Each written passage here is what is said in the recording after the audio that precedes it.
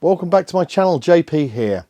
In this video I'm showing you a gig where I was asked to provide event lighting, PA system for an Abbott tribute act and to throw in some DJing as well.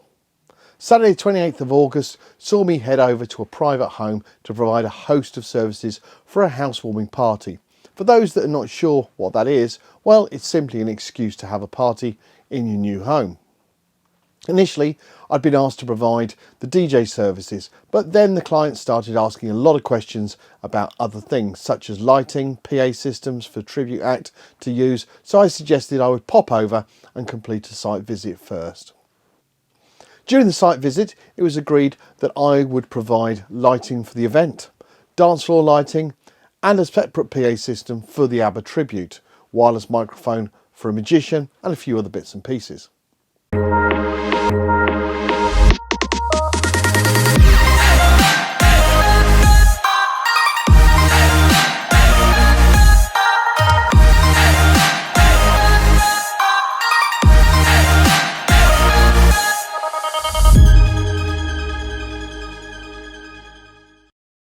Arrived early in the morning for setup.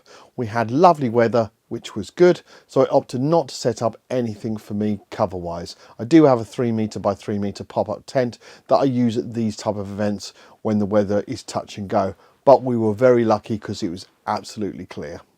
I had to set up early as the event was actually starting early afternoon with a jazz band in the front garden, which meant I had to have everything in place and sorted prior to any guest arrival.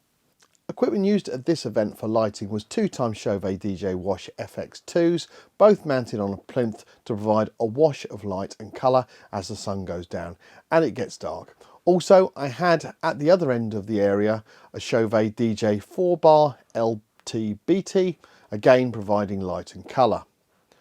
Just to finish off, I placed a couple of battery power lights under a couple of small trees, providing light and an effect. These were the Chauvet DJ EZ Link Par Q4BT and two Beams BBP 96SWs. For dance floor lights, I used the Chauvet DJ Gig Bar Move with a Chauvet DJ 4-play placed under on the bar. That makes a nice compact setup that delivers a good light show with minimal fuss. In my opinion, it's a great option to look professional, but with the exceptionally easy setup time. Because we were outdoors, I also put a couple of ADJ Mega Par Profile Plus par cans on the speaker stands aimed at the dance floor, set to sound to light.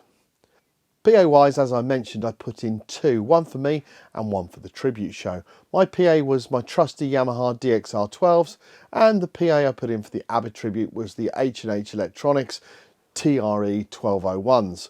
I could have used one system, but that would have meant I needed to put an additional mixing desk in, and I had to sort that out for the tribute. Personally, I wanted in this scenario to allow them to be self-contained. On a side note, the tribute band asked if they could buy the TRE 1201s off me, as they loved the sound that it produced.